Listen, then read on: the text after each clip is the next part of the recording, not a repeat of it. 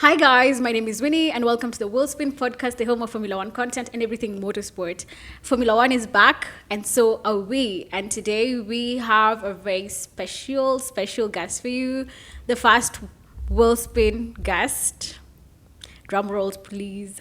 I'm so excited. I've looked forward to having this conversation with the guest. And now for the reveal. Welcome our special guest. Thank you, Winnie. Hi, girl. How Hi. are you? I'm good. I'm good. so happy to have you. Like it's been we really many tough time. And I found you now. But I'm honored to be the first guest. To be honest, I love that it's a female led. We love that, man. Yeah. Everything for the gullies. Yeah. So let's quickly just tell the Wheelspin who you are. So my name is Mukami Wambora, and I'm a sports journalist.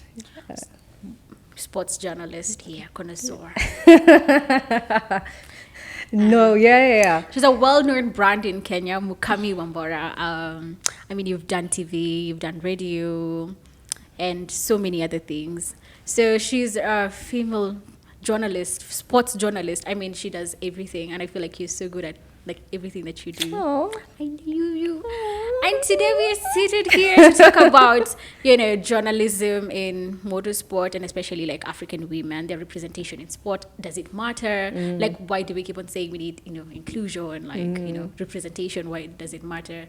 But I don't know. I don't want to go into tough conversations first. So, what's your favorite sport? I know you do a lot of things. Yeah. So, what's your favorite sport? I think for me, my favorite sport moves with seasons. I love it. Mm-hmm. So, for a long time, it's always been football. Mm-hmm. I grew up a really big Arsenal supporter. Ooh. Yeah. It's always being bantered everywhere. Always being bantered. And I started supporting Arsenal the year just before the Invincibles. So I got one good year. It was the best. And then after it's just been downhill. I think at some point, I remember when I was in high school and Arsenal lost in the Champions League against Liverpool. And I was just telling myself, if I had an exam, Kesho, I would have failed. I was depressed. I was so sad. I was just no, you know what? If you had an exam I literally prayed to God. I was like, God, I need a bit of, don't make me this attached. I think Arsenal is my first heartbreak. Oh my God, you've talked about it. That shows, the level of love and commitment you have to Arsenal. And and you've mentioned high school, so this, your passion and your love for sports, is so... Yeah, stretches out. I'm such a tomboy. Mm-hmm. A lot of the people who are used to seeing me on TV were, seeing me in dresses and skirts, but, this is how I usually... a T-shirt and, T-shirt and jeans. And jeans, and I always used to play football as a kid, from 8 years old. I was an all-rounder, in school, hockey, basketball, everywhere, netball, literally everywhere. I loved sports, so I grew up just playing sports. So that's where it came from. I wasn't even before I started watching sports, I just loved playing it, and then I started watching it. And I think it's more, I don't know, does it give it more meaning when you've experienced the sport and now then you start working within the sport? I feel I think you get a better understanding of a sport. But it really depends, because right now I'm really into golf. Yeah, she's learning golf. I'm telling you, tennis. I've seen your swing on Instagram. You can check her Instagram, Mukami Wambora. She's practicing her swing. And, it's not been long, maybe the last 2 years. So when you start watching, 2 years? Golf, watching. Oh, watching. Okay. But you start seeing some of the things you're doing and you're like, oh, I wonder, if I'll be good at that. You're seeing the backhand, the forehand. I'm I wonder, how difficult is it? And then you get to it. And then now you want to start and then you'll appreciate a lot more of the shots, how difficult they are. Right. Once you appreciate the stars, the athletes better. Yeah, exactly. Because with football, I always knew an overhead kick that was You like, how do you fall properly? Like, that's something I was never able to get the hang of even. So when you see it, you're like, damn, that was a really good one. You appreciate it more when you play. because you've been in the field and you know like what I think now that makes the case for seeing, for example, like in Formula One when we have former F1 drivers come to commentate on weekends. For sure they do offer like different perspectives because they've been inside the car. That does exactly. make sense what you're saying, Exactly. They're able to really understand exactly what it takes, and so the insights they give you as a commentator, someone who just watches, you're not. There's a big difference. There's a different perspective, very different. Yeah, like Rosberg, you noticed when he started commentating, there's like that little edge. That's why they kept having him in all the different Grand Prix because he has that insight. Yeah, Nico, I don't know, for me, I have like a love-hate relationship with Nico because sometimes he comes out and he says the most mind-blowing shit and I'm like, I'm getting it. I'm like, yes, Nico. And then sometimes, I don't know, he comes and then he has this one-sided beef with Lewis Hamilton sometimes, drawing from their bro series era. So, I do like, he's likable and everything, but like there's some weekends he comes on and we're like, oh my God, Nico. Yeah. But you're saying as you'll watch it and know like, okay, they have beef. It's the same thing with Gary Neville. Like there's some things he says, you're like, whoa, that was really insightful. No. Manchester United is a former player and now he commentates a lot. Okay. And when you hear what he says, it's like, So I think it's the same with Nico. If you love Formula One, you know the beef he's had with but I did see like a fight. Of course, I don't think there's a beef because Nico said Lewis sends his daughters. I think now Rosberg retired from F1, and now apparently Hamilton sends like this big box of gifts. And I'm like, do you know how good it is? Like Lewis Hamilton sending you like a. Yeah. He's a millionaire. Even Nico is rich. I feel like there's a richness that you get to where it's like, okay, we're all. But still, did you imagine like a package coming from Lewis Hamilton? That's not like a 2 shilling thing. But if your dad is Nico Rosberg, you're also like. But also like it's Lewis Hamilton. Yeah, there's Nico Rosberg, but it's Lewis Hamilton. Like and I think Rosberg has such a respect for Hamilton because it took so much he had to sacrifice so much to beat him. So for him, he knows like for me, I had to literally give up my life for a year just to beat him. Edge out like Lewis Hamilton. Yeah. And it's interesting that you bring it up. And I heard this from I think James Valls, the current Williams team principal and former strategy director at Mercedes. He did this whole candid interview where he was talking. He's been at Mercedes in F1 for so long. So he's been at Mercedes for so long as well. So he was like analyzing the differences. Like Schumacher drove for Mercedes as well, Nico and Lewis, and he was giving this, the differences between the drivers and what you've said. Like he took everything in Nico, and once he did it, he was like, bye. Yeah. So he was talking about it, and it's interesting that you bring it up because it's like there's some level of sacrifice. You sacrifice so much, you do it. You're like Nico. So this is not my life. This is not how I want to live my life. And and for him there was that added pressure of his dad. Like I want to make my dad proud. And for Hamilton, he was forging his own path. It was those ones where he fought harder to get to where he was. Nico was. I don't want to say handed it to him, but we have so many Nico babies in F1. But I think at the end of the day, I don't think there's any. We have. I think they're all competitive. They all get in there for whatever reason. They're trying to win, to make their dads proud, whatever, or to to write a story for they're maybe the first generation of drivers. Say Lewis Hamilton and a couple of others. So. I think, but like with Lewis specifically, there's so many factors that also drive him because on top of him having to work so hard, like the parents had to give up everything. Where like there are a lot of people whose stories are like that, like Liam Lawson. But then for him, it's also first black. I was the only black person in these spaces. So from that also coming and seeing as he's almost. He's pushing 40 now. He's almost, going towards his 40s. And, for him to actually do this, penetrate this sport when it was still, it's still very heavily white male dominated. So for him to actually have penetrated it, I mean, he is, as in the words of James Falsey said, he has this odor of natural talent that you cannot take away from him. Like he will play around with with all his settings, trying to look for something like what can be, he looks for the optimal, like something that, he's always trying to look for that extra second, extra tenth. Yeah. So, I mean, for him to actually have like overcome all those things, like, along the way, that's a lot. I mean, he's a fast driver, he's a fast black driver in almost all rooms in F1. And I feel like also... And to be the best at the sport. And that's right. why that last championship is so important to him. Seeing, now I can already feel like we're already moving to 2021. Yeah. Like, I mean, it's always like we keep on saying here, I hear it and I'm like, I'm ready to go on, fight mode. And I'm like, guys, I've done it. We've done a whole episode because I'm like, we have to talk about it because it's like, he said in the recently released Drive to Survive season 6, he was like, I'm ready to reclaim my 8th championship. I was like, yeah, that's very powerful because we've never moved on from 2020, 21. Like that was his championship and the, Yeah, but he's used to people snatching opportunities from him as a black man in society. And especially in such a white dominated space, they used to be so harsh on him. Like when he makes a mistake, they're like, "Oh, this spoiled person." Even now, do you know, like this? Yeah, that's why we keep on.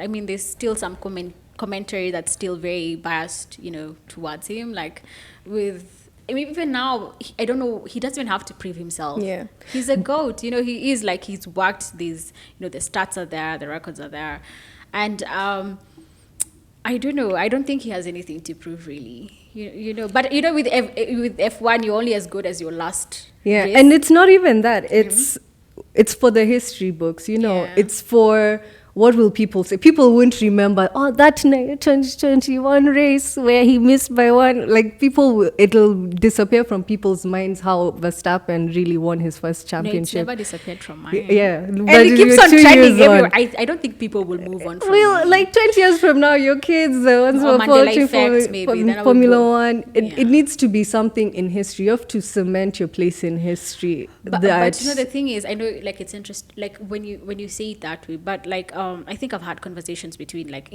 team principals talking to their drivers. Sometimes they're like, is this really how you want to go down history, like, playing dirty? There will always be, like, unfortunately for Max Verstappen, for the foreseeable future, before maybe it's like 10 years down the line, there will always be like a taint with his first championship, and even, but to who? That's a tint to only Hamilton's fans. No, for the rest. But I think it's I know for the rest, but the history is not written for only like one fan base. But I mean, it's like people, because you're saying the way he won. Yes, there was a sense of it being unfair, but there was no like literal law that was sort of broken to an extent. It was just very unsportsmanlike the way he won. And I mean, it was the thing we keep on saying, we don't blame Max Verstappen, we blame the race director Michael Masi. I mean, he even quit. I mean, I don't know, like, I'm telling you that decision made Formula One so much money because as much I don't know how politically correct. Max is a better quote unquote ambassador for the people that they're targeting. If you look around all the stadiums, like this last few seasons, we've just seen orange. Yeah, I think I'll beg to differ because I think when you look at like even Testament, the DTS, like Max won almost 18 races last year. There was not like so much future of him even winning like the championship in DTS. No, let me tell you, like, I don't think. But you know why? But even when you look at the numbers, let's even look at the numbers, like the social media numbers, when they analyze posts put out about Max, even Max winning championship. No, Lewis is. I don't know. I feel like he's he's even bigger than even drivers themselves say. Like he's bigger than F1, and I'm so sure we say Lewis can't come out and say it because we keep on saying Lewis does the driving and his fans do the hating. Yeah, but I think DTS, the whole purpose as a show was to detract from like the big guys winning. Even the very first season, they did not focus on the winning teams. But I mean, I would think that would be like a very high selling point. I mean, winning 18 races, that's a lot. I mean, Max Verstappen completely, obliterated the competition in 2023. I mean, he had like, even after he won, we thought he would just chill. He was winning again. But anyway, like, I mean, if we sat and argue like, oh, is he sellable? I mean, relatively, he is. His market, but I feel like what you're saying is true. Like, maybe they're targeting a certain demographic of, And no, just the competition. What I mean is about sellability is that drama sold so much. It's the drama that sold that. Yeah. Oh, this is so unfair. Oh, it blew up. If you just want the numbers in 2022 were crazy, but and then now they fell off like after that whole exactly. It was that drama rivalry thing that I think created with the new. I know it was also like the early years of ownership by a new entity, Liberty Media owning F1. So maybe they have their own strategies to actually, and I feel like, okay, we might not like it. The Formula One fans who deem themselves Formula One fans, who don't want like the new street circuits, who don't want a lot of. I mean, right now we have like 3 American races. Apparently they will add the Chicago one, so it will be going to the US 4 times and everything. I mean, for the Formula One fans, you have to suck it up. It's unfortunate, exactly. So now that we're talking about like now, I've actually even gone to like Formula One in the US. Let's talk Formula One in Africa. Like, do you think? I mean, we've talked about it here before, and we've said. I keep on saying it's such a political. I sound like a politician when I say it. It's not a matter of if, it's a matter of when.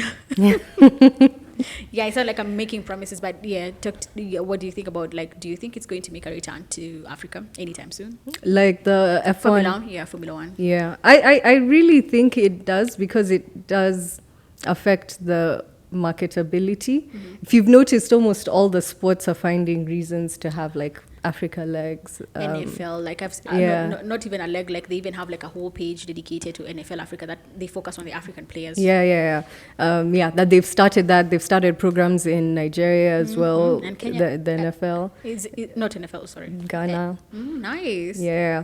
Even with golf, they introduced the international swing. They're seeing the importance of bringing in everybody. Yeah. F1 is left slightly behind, because if they did F1 in Africa, I mean, there's one black, exactly. Like, it was like I had someone talk about, I'm already jumping gun. So Lewis moving to Ferrari, and I had someone like very seriously stating, we'll come back, we'll still come back. No, it was just a funny statement. It's like, this is the first black driver for Ferrari, and I'm like, yes, because he's the only one. He has to be the first one.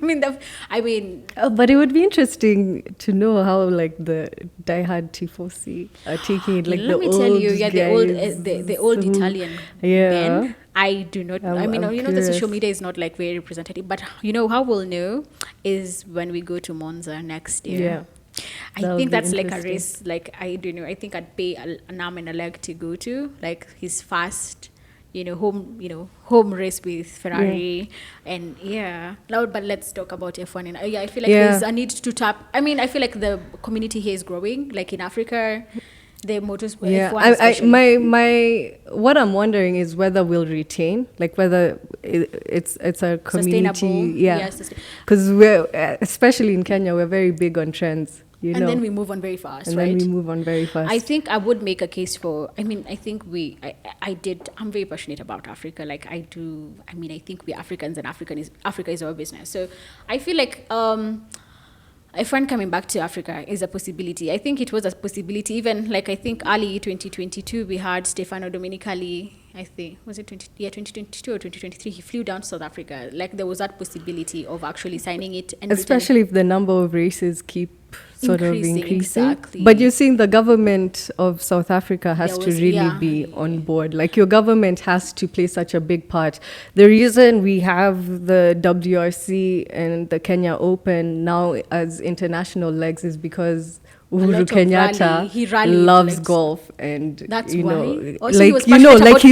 going to invest in it. Exactly. Yeah, the government will invest in these things. But then it's always like so funny when you think about it. Like, sometimes our realities are just like their interest. Like, what do I mean? Like, you see, for president, you see, as you're saying, I mean, Uhuru likes golf, so now you have like the opens and everything, right? Yeah. So what if you got a president so if Uhuru had not been president, we would It's not the get something same, like to an extent, because it's the same way with in Kigali with Kagame.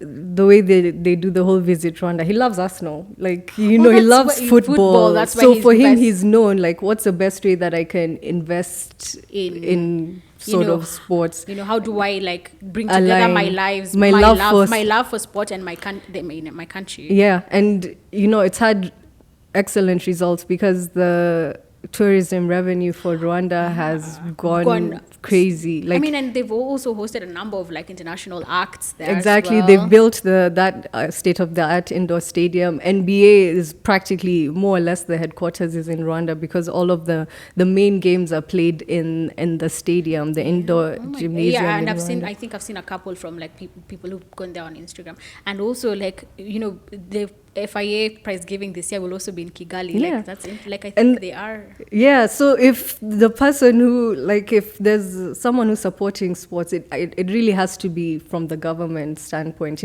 If South Africa's government is like, okay, we're willing to, because the country that's hosting it, you have to put in so much There's so much resources that goes building into all the circuit, building, maintaining it the whole year through. Yeah. Because that's why in Malaysia they had to stop the Malaysian Grand Prix because they couldn't. It was not sustainable. Yeah, like it was costing too much money. And like for people to just come use the track for only once a year, then it doesn't make sense. Yeah. But like I think there are few efforts to try. I mean, I hope they do iron out the whole South Africa thing because I feel like it will be a great thing for Formula One to return to Africa.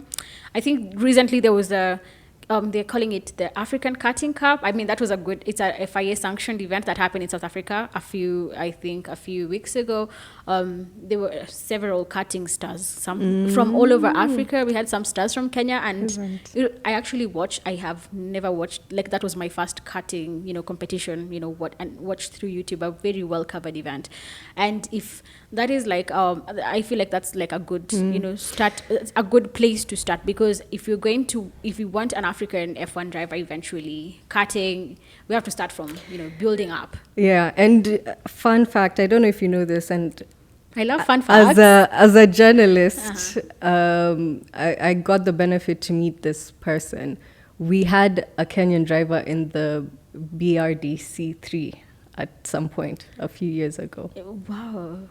So that's the British Racing Driving Championship, what's his the name? third one. It's called Jeremy Wahome. I know. Yeah, I mean, I think he's like a household name in the motorsport, Yeah, this so because it for almost sports like this, it comes down to money. I wish there was a way for us to find out if the best drivers went against each other, because am I allowed to do little spoiler alerts? Let me not do a spoiler. No, it's not. It's not a spoiler alert, because Liam Lawson, we all know, drove so well the moment he was replacing Ricardo. Yeah. But they still went with Ricardo and Yuki as the drivers, even though you can tell, like, hey, this guy given a chance, he's probably can definitely beat Yuki. But there's the Japan Grand Prix. Like, he is the most supported. And there's the Honda. And like, he's the most supported driver during the entire Grand Prix. Like, so you're losing so many fans. Like, there's such politics I will make a case for my baby Yuki. I love Yuki. The thing is, Liam Lawson, excellent driver. In fact, like, he wowed. I mean, jumping into an F1 car, when you've not had, like, you're just called in, you need to replace someone. I feel like that takes a lot, and for him to come and obliterate Yuki, like, I mean, he did. But Yuki was unfortunate, but he's been maturing over. But it was never a conversation. My whole point is, people make it look like, oh, he could have maybe, and it was like, it was never a conversation. It was never going to be a conversation that he can replace. Like, Yuki is now too valuable because of all the drivers you've seen through AlphaTauri, he's been given the most chances. You've noticed. We actually thought he would actually. in fact, I thought for some time, I thought his seat, but then with his Honda ties, Honda is Japanese, right? Yeah. So I think with those, ties, I don't think it's very easy to let go of him as well. Yeah. And also, I think, if he was given the same rope as Gasly, as Albon, the good thing, at least they haven't promoted him to Red Bull yet, because I think that's where he the was things never going to be promoted to really Red Bull. Like Yuki, because he's a middle of the driver kind of talent. Yeah. Even at the start, you used to see, oh my gosh, he's doing really amazing. Yeah, at the things. start we actually But then, we all know there's so many drivers who are more do the talented same than him. Yeah. So it's there for that drama aspect, but also his seat is safe. It's like for Albon, it was easier to they don't give drivers chances for a reason. But Yuki, you're like, Yuki has survived. But I think that's like a Red Bull hiring thing, because I don't know, I'm like now with Checo Perez, and even with Ricardo, actually a good example is yeah. Ricardo being made the third driver, which was more for PR. Like people love Ricardo. Yeah, he's ever smiling. Yeah. Honey badger. Like, I mean, I don't know. I think he's always smiling. I've never seen him close his we don't know how his face looks angry. Like when he's driving, but even when he's driving, he's talking, singing or something. There's always something going on with Carol. So I think we have to admit, like in Formula One, cash is king. So at the end of the day, it's either your driver skills that come into play, your marketability, like what are you bringing to the team, That's why even Schumacher and Mazepin, like what were they doing in Formula One? Let's be honest with ourselves. It was to just keep Haas alive until they get more money, and once they got more money, drivers, and then I mean, unfortunately, they kicked them out. Haas, you talked about Haas. Now they fired they did away with Gunther. Yeah, we're all wondering what Drive to Survive will look without him. Yeah, but Gunther is still like in the paddock. He's back with, I think, some German TV show, so he will be in commentary. So I've actually seen him in Bahrain. I've seen some photos, like, so he will be there. Yeah, he's gonna make them. How will he not cuss? That'll be on national TV. I can wait to see. I don't know. I think Gunther was good for Haas. I think they will be terrible again this season. I mean, unfortunately, but yeah. But I think one of the things, am I allowed to do spoiler alerts? Yeah, we said we can do spoiler alerts for Drive to Survive. I think one of the things we're seeing now is that there's more need for drivers who for team principals who are also all round technical. Yeah, we're moving. It's not just leadership. That. Yeah, but I feel like that's. So he was saying like I don't know what's wrong with the car. Like he doesn't I don't know. understand. Yeah. So you're like, I think Gene Haas, the owner now, he brought on like the Ayao Komatsu. He's more technical now. He's an engineer, and then now hired a CEO now to do the whole other HR whatever. Now be our CEO of other things rather than maybe tracking the development of the car. I mean, I don't know if that's going to pay, but like I feel like that's a good move. It's the same with McLaren. Williams. Oh, really? Oh, I love Williams is like a good example of how quickly they sort of fix some of those problems and develop the car to be in a place where we got so used to Williams, just like being even in Formula One fantasy. You were always there. You knew. You would get any but points. The thing, I think this is the first year they're going to be fully, really like have had like benefited from the leadership of James Vowles. Yeah. And I think from testing they've said the car feels different. It feels like something we've not driven before. That's a good thing for them, I think they were focusing on their car for this year. So we might be in for some treat. I hope they are really back in the upper midfield at least. Yeah. But last year Albon also drove a little bit well as well. Yeah. I think he gained confidence. For someone like Albon, it feels like how you manage him is so important because he's not a confident person on his own. So he you need to rally around his confidence. That's why he had no chance at in Red Bull. Yeah. But I think coming back down to the whole money aspect. So I interviewed Jeremy Wahome. It was how many years? Like maybe 4 years back when I was still working at Citizen. And I sat down with him and I was asking him about, actually, you should get him on the show. this is my camera. Jeremy, you next. On the hot, not a hot Yeah, seat. On the because I big don't want seat. to spoil his whole story. Oh, yeah. But it takes so, So much much money, money, and like yeah. his parents really had Pay out to, of pocket, especially. yeah, had to Yeah. really sacrifice a lot for him to reach Whatever he has. because he was in fact one of the people he was racing with is Jamie Chadwick. I know Jamie, yeah, the W series, yeah. Yeah. So she was like sort of in his class. And he was doing well, but then what next? By the time you get to Formula One, some drivers have their parents buy the entire team to let them drive. I do not. Papa Stroll slander. That man loves his son. Yeah. I actually thought he would one day fire Lance. He will never fire He Lance can Stroll. never. He loves. He'd rather sell the whole He will sell it and buy another word. I don't know. I feel like, I think these are just more spoilers. you are sure your kid is the most talented. Like In your head, you're I always look like at my niece and I'm like, man, she's just the best dancer. I get it. Like, and, we're so biased. She's Like, so she's talented. Like if she gets a chance, she's gonna be like at the Oscars. Like I genuinely feel that way. Yeah. So there's no way you're not rallying around her. So I'm not imagine like it's Yeah. your daughter. I mean, I'd also buy a whole Formula One team. For Yeah, her. I'm like he has the Yes. talent. He's like he's Yeah. talented. You just And need to like support. I think again, spoilers for DTS. I think I didn't realize. Sometimes we just assume we hear Stroll's dad is like a billionaire, and then sometimes we forget. Sometimes we have. Due to capitalism and all those things, like we think about billions. Billions is a lot of money. But then now, since it's like one word, it's you're a billionaire. You have billion, like a billion or something. So it's reduced. So you don't think about it as a lot of money. And then now you watch DTS, you're like, oh my god, this man really does command a room. Like people are like, he's arrived. I don't know, like this whole some pompous like around him, and I was like, oh yeah, by the way, I just forget. We'll criticize him as if the way we talk about Toto is also like, I think, moving towards being a billionaire as well, to do Wolf.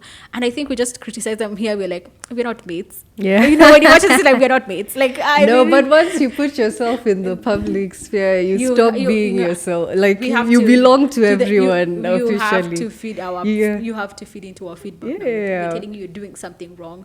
Then they'll ask us, show me your billions you've made.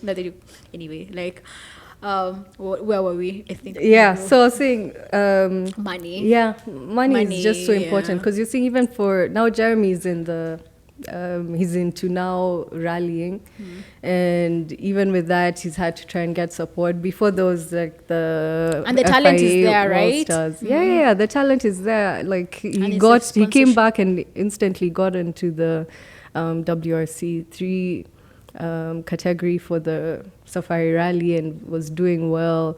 And talent is not enough. And in terms of like, because even when you were saying motorsport in Africa, I know this is an F1 channel, but then I thought we would talk about like the WRC and the rally, because I'm like, it's so far, we're so far away from that real success where we'll see a driver from Africa. Yeah. Even if it's a white one, I'm okay. Like, just to see, like, oh, this is an African driver. We're so far from that. I don't know. I feel like, we're moving, backwards. We've had, despite the color of the skin, he was African. He called himself a South African. We've had an F1 South African champion. Yeah. So I don't know if we are moving, like, why we're talking about a return to Africa. It's nothing new. The thing is, I think we still need to have that conversation. Like, the only way we can have, a driver come from Africa in the future is if you're making noise now. We are setting structure. And I will tell you, I think they're very serious about, do you want to say? Yeah. I feel like you have a very hot. No. I can wait. So I think, and look, I feel like the community, if Formula One was made only for, European countries, why are we fans? That like for me, I know sometimes I do sit back and I'm like, why do I have this channel? Why do we run this platform? Because it's an amazing, it's an exact. So, sometimes, so when you think about it, like, oh my god, I didn't grow up watching Formula One. You see the way people say, oh, I watched with my dad, I watched it. No, I didn't do that. Like, what the closest motorsport I had was the rally, when you could hear, oh, the cars really close.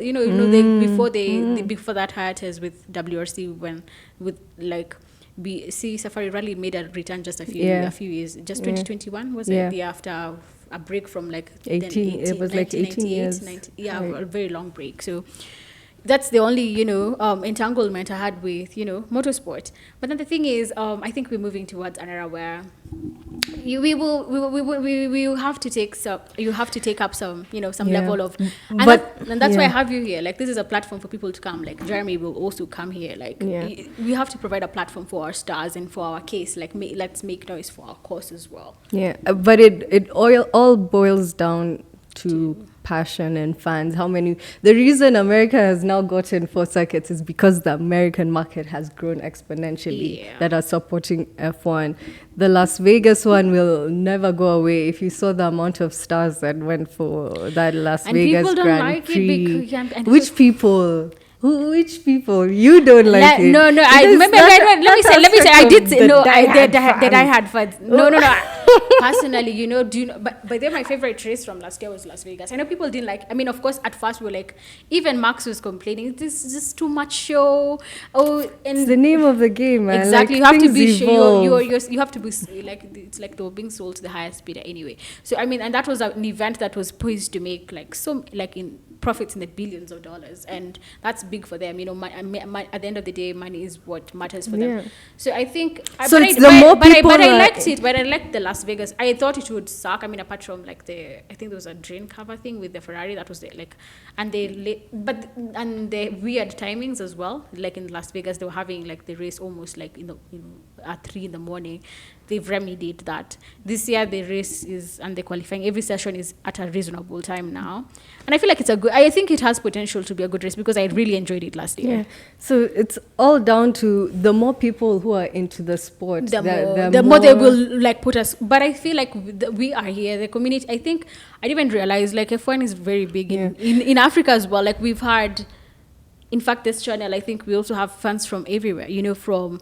But how recent is that? Because I started watching Formula One in 2008 when I was in uni. Mm-hmm. One of my flatmates actually introduced me to it. And for so long, even when I came back, we used to be like, only choices in Baricho Road used to show Formula One. Mm-hmm. Like, it was such a click community. Yeah, and the way definitely. you're feeling about, this is Las Vegas, these guys, when people now started, oh my They God, were Formula still- One, yeah, they were and like, they still, don't know yeah. anything, they don't know anyone, So they if were they like, want I serious know who are these gatekeeping, people right? who Serious think they... But I'm But not a that's, gatekeeper. yeah, We but need to that's get- how it grows. That's how it like offsetting people, challenging the status quo, like saying is... No, it's just more people getting passionate, because the same people who, let's say, and honestly, it's down to Drive to Survive. When now, after Drive to Survive, we now started having so many clubs, like now showing F1 live. I People see so got many, into yeah. it. And the people who are watching then don't know what's happening. But if you talk to those same people now, they're even giving me stats. I'm like, hey, okay. Like, they've gotten so into it that they're now even bigger fans than maybe like previously. exactly. They've learned so much over that period of time. And that's sort of where we need to go. Like, how long is it going to be sustainable that people will continue being fans? Is it like a trend we hope? It's the F1. Like, let's get into F1 now, and then it stops being like a trend. Now you're like, okay, whatever. Because with Safari Rally is a good example. Like, the guys who used to watch it before, because even my mom talks about it. Like, she used to be with her dad and watch Safari Rally. Like, it was that such a cultic thing. Yeah, in Kenya, like, Kenya would slow down, stop, and that's sort of what they're trying to get back to. But the key thing about, let's say, the Safari Rally is we gave them numbers. Kenya was the most watched WRC in the entire circuit the last year. So we gave them so many numbers. This is from last year? This is from last year. So Safari Rally is like most worldwide, successful round of the WRC. Worldwide, it had the most views. The WRC Safari Rally had the most views because online. Because it's for sure, like, it's like the country comes to a standstill. Unaenda wapi Ivasha, Naivasha, Yeah, Naivasha. not even local. In fact, what we're trying to do now, what I've noticed is guys who are going more for fun. What we want now is actual fans, people who care. more people getting involved into actually watching the rally. But for the how many people watched online, tuned in, paid for subscriptions A to lot watch of the numbers stuff, are it going was the most watched Oh, that is rally I am of so, the that makes entire me so circuit. happy. Yeah. So you're saying that's what will convince people like we want to come to Africa. Yeah, because there is like the motorsport is transferable. If I watch WRC, I can watch F1 as well. Yeah, and I'm sure the drivers would love it. Yeah, and it's the same with a lot of these guys. Have come back with their families to go on Holiday safaris, to go to the Yeah, beaches. it's very good for tourism. They love it. Yeah, they love Yeah. it as well. So even for them, it's one of the most exciting. I'm actually like looking forward because I think this will be the first event I want to like also like I want to go like because I've also been getting into it, like getting to understand the technique, and I love it. I feel like it's very different from F1. I love that it almost looks very relatable in the sense that Would you, with what you've learned, what would you say is more difficult? more difficult. Okay, that's a very okay. I'll say WRC. You know why? Because I don't need to defend myself, guys. But the thing is, with F1, you have your race engineer giving you feedback and everything. I know you have that in WRC as well. But the thing that actually shocked me most was that you can literally if you're stuck somewhere, you have to repair your own car. You have to be like a mechanic. You have to understand how the car works. And it's like 9 hours, 3 days back to back to back. And different terrains. Like, I feel like terrains. it's a lot. I think, I don't know. I feel like it takes a lot. And the other like fun fact that I really enjoyed was that you need like a driving license. In F1 you need a super license, not like a normal driving license.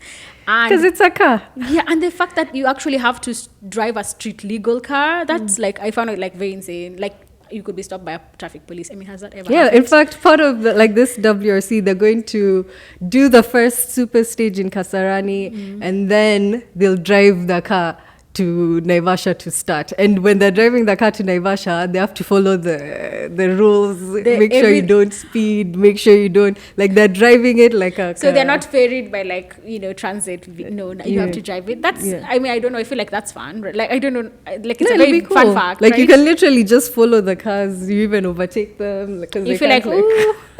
And all of them are driving, like even the ones in the WRC themselves. Like they're driving their cars. All of them. Like, they'll do the super stage and then they drive their cars to that's Naivasha. Yeah.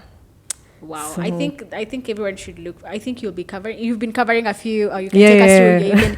So I'm part of the WRC Safari Rally media team, and we've just been going around interviewing the local drivers, especially who will be taking part in the WRC this year. And it's the same thing. The biggest thing is just money. It's not about talent. Like the other day, we were talking to Joe Karaoke.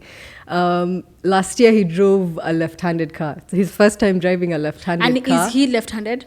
No, like it's just even if you're left-handed, if you're in Kenya, we drive right-handed cars. So he got a left-handed car that he now has to drive for the rally, and like he finished 6th in the Kenya KNRC. Because in the KNRC, because the Safari Rally is the second leg of the KNRC. Oh wow! It's one of the legs. Less. Oh yeah. So he ended up finishing 6th. That's the first ever time he's driven a left-handed car. And we're talking to him. He's like it's a hobby for me now. It's like I can't afford to go and actually take part in the KNRC. I'm a farmer, so he's not driven a rally. He's coming back to drive another rally the next round.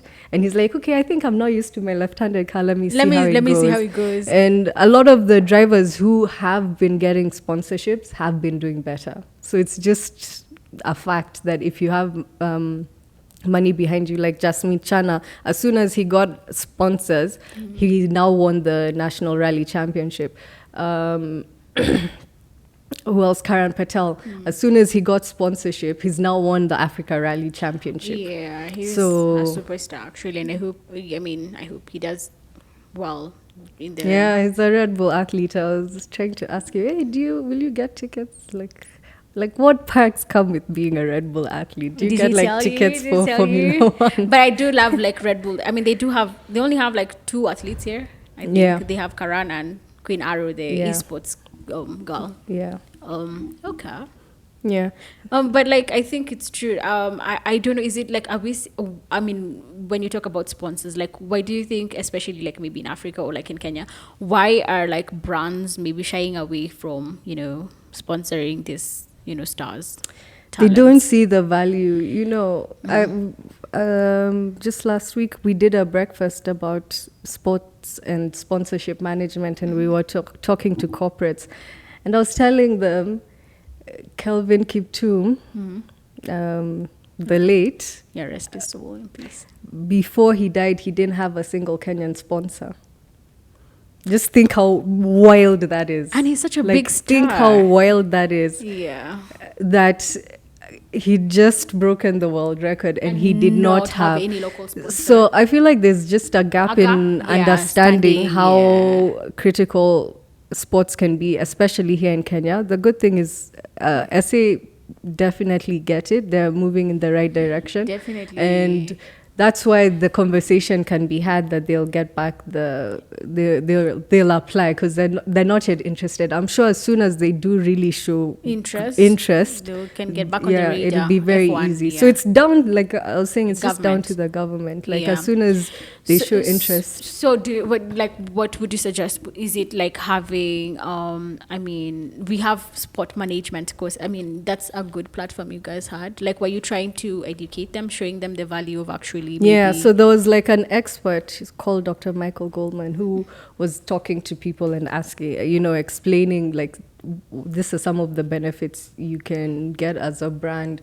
Like, why don't you start young with the athlete? Because you're seeing, if someone identify the talent early, use the journalist to identify the talent early. Because we were with one of my colleagues, she's called Lynn Washira, and she knew that Kiptum was going to be a great athlete because she's had already, tracking. like, You're oh, tracking. You yeah, know who's yeah, yeah. successful. So if a corporate brand picks that person up from ground, Kenyans, we want to jump on the success. So it's like when someone has started winning, you're like, oh yeah, we're now supporting. I think this whole like jumping on trends is just like, I think it's with everyone, with corporates, with individuals, and countries alike, with the whole country alike. And that is so sad because I think now that we can talk about F1 Academy, the F1 initiative to increase the female talent pool in motorsport.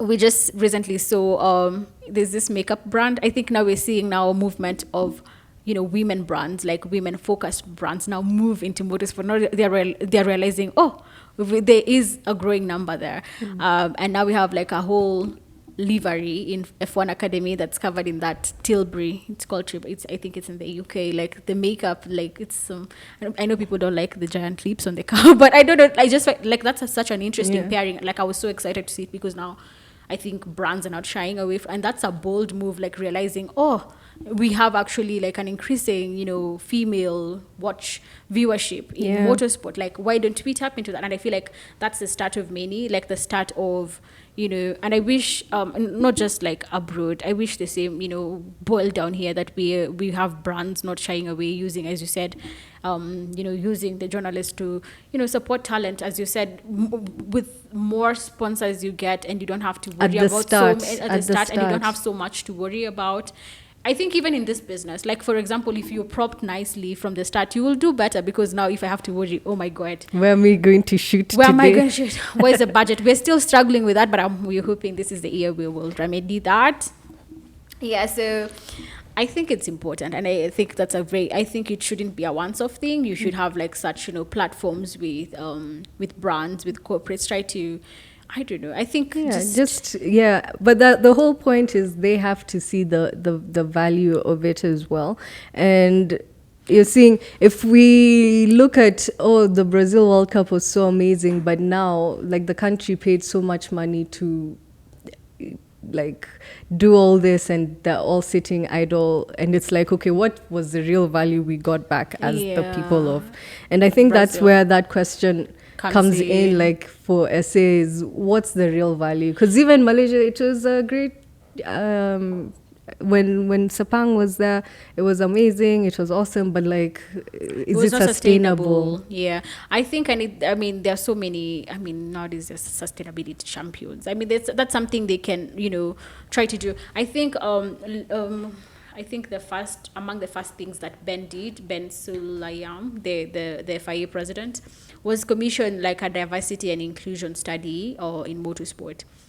I always find it funny that they chose an university in Ireland to do the research on Africa and Middle East. I mean, I know it was just so funny, like because they wanted to understand why we're not having like progression again of these stars, African stars, like into global motorsport.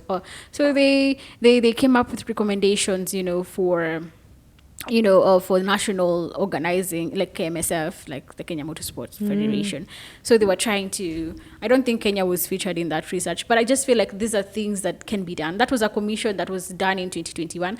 I don't know if the African Karting Cup is like a result of the whole one of those recommendations. I don't know, but like that's like a good move because diversity is good. I mean, I don't know, it's not just that rhetoric, it's something that works. Like when you diversify, because we have your our talent. karting champions, the same way you're saying, we have people who, but you're seeing for them it's not ending up going the direction of F1. Literally, we just have that one person who has actually managed to break in. He managed to do even the Asian F3. That's why, So like he was actually there standing at the podium. It's just such a difficult one to break into. And even if you look at Liam Lawson, it's because he's part of the academy. Like that's he why, can't. But also that's the other way to go as well. You see, I love that structure. I do. I mean, about F1 that they have the academies where they are. So Kenya wants to get a WRC one as well. That would be amazing, right? Yeah, the government wants to start a WRC academy. That would be good, like because I mean, academy. if it's the government doing it, then there seems to be some level of commitment, and that's more attractive to brands, maybe. Right? Like so it's a rally academy. I keep saying WRC, but it's not a rally academy. It's a rally academy. Oh, that would be amazing. That also we get the talent that's going into the KNRC, because back then the Safari Rally, they used to compete with the guys, with the foreigners who come in. It's like, oh, Patrick Njiro can competing. And for us, it's like they're competing in their own league themselves. And we want to, if you're having the Safari Rally in Kenya, we want to battle with the stars as well. Okay, want to have like a good showing, like, okay, we're number 3, number 4 overall, rather than in our own little categories. In our KNRC, But to do that, they just need like better cars. Karan Patel was saying, his car, you cannot compare it to the same car that the people in his main drivers are being, the foreign drivers are being. And you can imagine he already has like a sponsor, and that's not even enough. Like it takes his a family lot. is also really investing. So it's I don't want to end on a very dull. I feel like in Kenya, let's focus on the rally and then build. But in terms of F1, is the more people who actually just become fans and watch and support, maybe they'll take power. The powers maybe will take notice. Shift. But I think we don't create just for Kenya. We create international. We want to show that stars can whatever, like there's some voice, there's some people who have something to say. So just what like has been your experience as like a female journalist, sports journalist in Kenya? I know you've covered events outside of Kenya as well, like international events. Like what has your experience been? I think I've seen a really big shift. Journalism, or like journalism in a specific area like sports, once you have passion, like that's all you need, because you instantly just become good at what you do. And I think when I started, like, okay, in terms of even radio, when I got back from the UK, I was at Capital from 2011. I used to do the Football Sunday show.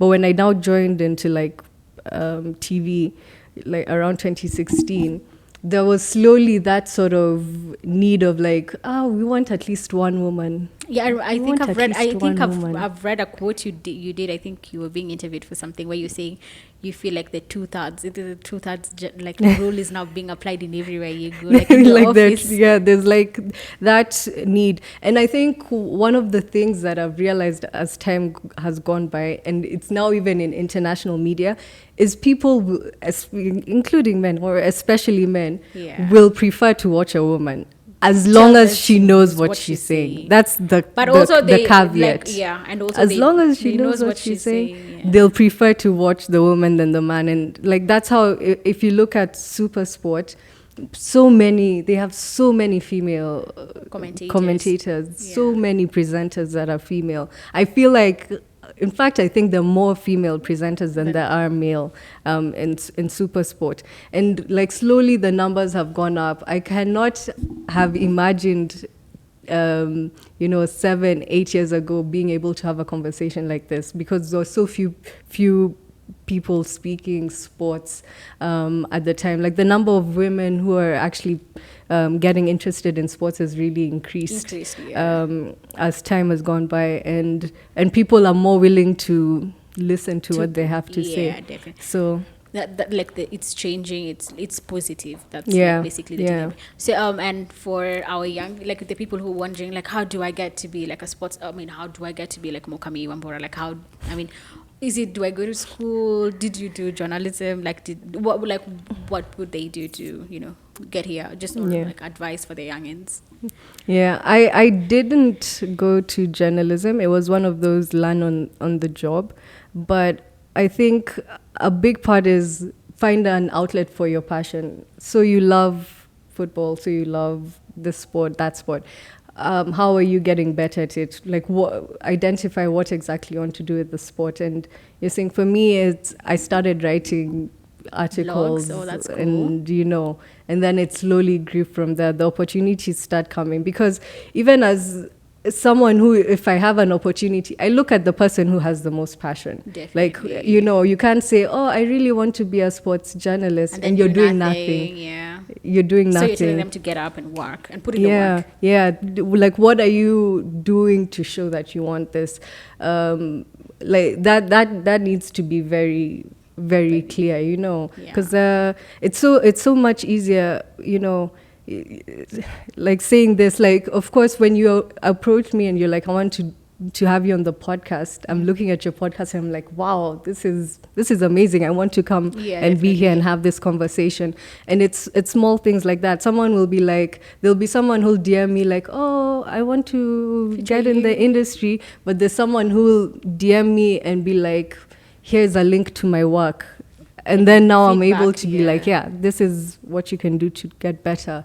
Here's a link of my presenting. This is what you can do to get better. You have to see that there's something extra that you're doing. So you're being told to work. Yeah. How badly do you want it? Yeah. In the words of Kim Kardashian, people don't want to work nowadays. Put in the work, get up and work. So and okay, now let's go to the fun stuff. Yay. I want you to give me your F1 is back this weekend. We're going to Bahrain. I know we were supposed to talk testing, but I feel like this conversation has molded into something even better. Yeah, anything. For sure. So give me your predictions for the Bahrain Grand Prix. You can say, my name is Mukami, and these are my predictions for the Bahrain Grand Prix. One. Is it really hard? Give me my top because the three. first Grand Prix, it's like, anyway. Okay, it's what's the predictions? Top three. You can give me top three. Yeah, that's easy. I'm a top 5 drivers. Top 3 makes sense. Yeah, the podium positions here.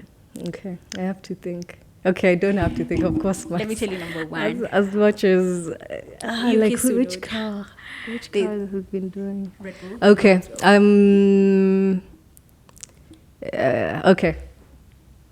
okay. So I say to this camera. Yeah. First, tell me who in 2023. Do you know who the podium for Bahrain was? Yeah, Max. I think Max won. Was it Max or Perez? Max. No, Max won, but Max who? P2. I think Perez. Alonso. Perez and then Alonso.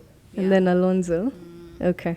I don't think Aston Martins are very quick. Okay. So I just say to this camera. My name is Mukami, and here my. Okay. My name is Mukami Wambora, and here are my predictions for the Bahrain Grand Prix. Number 1, we saw the new shoulders on the car. So number 1 and 2, I think will be the same predictions. The same guys who won last year, Max Verstappen, number 1, and Perez number 2. As for number 3, I am going to go with Carlos Sainz, Ferrari.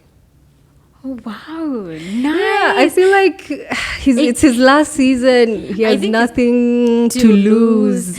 But I think let me tell you, like, the thing I'm actually looking forward to most is the dynamic at Mercedes, because, Russell and, I'm so sure they're going to bullshit a lot. Oh my God. And then they are going to have explanations every weekend. That's Mercedes. The other dynamic, McLaren.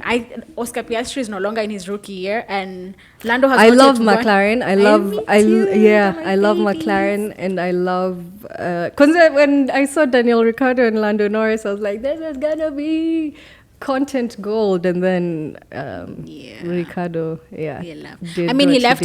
I feel like he's not had the very. He should talk to Fernando about strategic moves to teams. Man, I feel like there's no one who feels as bad as he feels with his moves, with his move. And you're getting too big. And that's the thing. It was ego. Yeah. He got too big. He got too big. I think he needs. He's been humbled. Actually, that's the best way. Sit down. Be humble. Oh my God. He's been humbled. The honey badger has been humbled. We didn't even get to talk about Luis, but I think we need to have you again. Like, it's been amazing. Yeah, I'm very open to that. Yeah. I have a lot to say about Lewis, but I'm excited for the first race. I think Sainz has. It's sort of, you remember Perez, the year that he was racing for Racing Point. Yeah, Racing Point, before he got his seat at Red Bull. I think he's racing really for for a seat. Yeah, I think he went ham, and I wish he can go ham again. Perez. I love Perez. Me too, but Perez. He needs to get his. And I think that's the situation he's placed himself in, because they are looking for a driver for 2025. Definitely, I think he always starts his seasons very nicely, and then something happens. Like, he even won in Baku, like, very early on. He loves Azerbaijan. He loves streets. Like, him calling the king of the streets. So I think he needs to just have a very put together. He's a good racer. Let him come back with the fire he drove in during that last season in Racing Point, when they were so sure that team is not going to be in existence anymore. So I hope he brings the same fire this year. And I'm actually quite excited to see how the cars, Mercedes, look at least now they look the same as everyone. Their car design is not very. But the whole point is, if Hamilton decided to go to Ferrari, it means he went, and the timing of his decision means he checked the car, and he was like, nah. I know people say that, but I don't think that's a very good. I love that propaganda. You're not gonna be ready. But I don't think that is what happened. He got that opportunity early on this year. Like, actually, I think watching back, when you watch that, we're just doing spoilers for people who watch DTS. So there's that whole episode, like, early in the episode. Yeah. So that DTS episode called Leap of Faith, you can actually jump onto, like, you don't even have to have, like, background from the other one. Like, that Leap of Faith was just basically Mercedes and Toto Wolff and Lewis Hamilton and his contract. And by the way, like, I think there's a lot of things that happen in the background. We can't, like, solidify this whole thing to just one position. The car was not quick. Basically from the fact that they didn't listen to him as well. Like, but he said eventually they did. I don't feel like he would have signed an agreement with Mercedes knowing he's not going to go back to Mercedes. I think something happened that made him But there were we've had so many rumors about him, like, they denied him their ambassadorship with there's so many things, like, that's what I'm saying. Like, I know everything in F1 one day or another, like, will come to light. We will know what really happened. But I feel like that's a key one, is that I'm sure he saw the progress of the car is not. But where we've also he seen a needs lot it to of be. I think and he has no time. He has just no time. Honestly, I feel like they wasted 2 years, and you insisting. I was feeling it for him when he was saying, like, in that interview, is like, I told these people, they told me I'm wrong, they know what they're doing, and for 2 years they developed a very bad car. Like, they thought their concept, you show up the first year, that's fine. Like, is it working? I think the mistake they did was to win that one race in Brazil in 2022 with George Russell. And then they were like, maybe we can extract, from it. And then it didn't happen. They came with the same car. The driver is telling you, but, like, we're right, this is a concept. They insisted on the same concept. But this year they seem to have the same, at least now they're not trying to be, GDS. Yeah, but now Red Bull has another car. Now Red Bull have come up with the same design Mercedes had. Then Adrian Newey is telling them, he's trolling, because what do you mean he's come with it and it's working? And I've read somewhere that they're even going to get more aggressive with no sideboard design in Red Bull. And the fact that actually Max, I read a lot of, there's this strategist, she's I think out of work. She is a Haas like strategist. I think she's switching teams, not Haas, Alfa Romeo, formerly, like now they're called Sauber. Yeah. So she analyzes, and I like her analysis. So she's an engineer. So apparently Max was using like a low engine mode in testing, and he was so quick. So I cannot wait to see what they unleash. Yeah. This, I think the rest is qualifying. I think is the best. This is the best qualifying. That is good. I think enjoy the first qualifiers is the most interesting qualifiers. And this time the weekend like a actually starts reveal. early on. The weekend starts on Thursday, Friday, and the race is on Saturday this time. So don't miss the race waiting for the race on Sunday. And do you have anything parting shot? I so loved having you here. Yeah. We'll definitely, like, there's so much more to talk discuss. up. Yeah, we haven't. We can be here for like, we didn't even So talk. you'll have to invite me again. No, you have to. Oh my God, you can come here and debrief a race with me. Like, we have to do it as well. So you're very welcome. We'll have her for one. We'll check your. She's a very busy lady as well. You can follow her on Instagram, you on Twitter as well. Yeah, I am on all of the social media handles. Facebook, Mukami everywhere. Wambora. Mukami Wambora. Thank you so much for making the time. I really did love having this conversation with you. Thank you for having me. Do you have any parting shots? Like, go to work, tell people. No, to all the Mercedes fans, Forza Ferrari. But then, what team do you support? Oh no, invite me. Okay, that's a conversation for the next time. Thank you so much, guys, Suspense. for tuning in. Remember to follow us on Instagram at the Worldspin Podcast, on Twitter the Worldspin Podcast, basically everyone, TikTok, and don't forget to subscribe to our channel here on YouTube. Thank you so much for making the time, and we'll see you next time. And Formula One is back, and let's keep with it.